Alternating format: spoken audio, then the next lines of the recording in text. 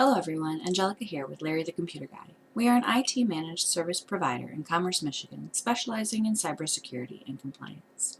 Today for tech tips, unsend an email. Did you send an email to everyone that was meant to go to just one person?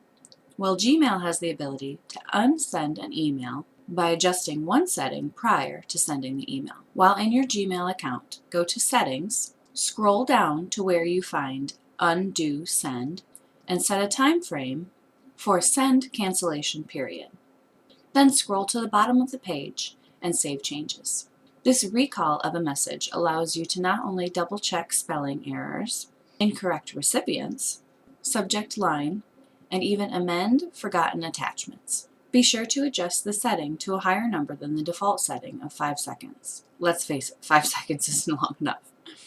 Thankfully, Gmail settings provide the option of pausing an email delivery up to 30 seconds. Hope this is helpful for you, and I hope you have a great week.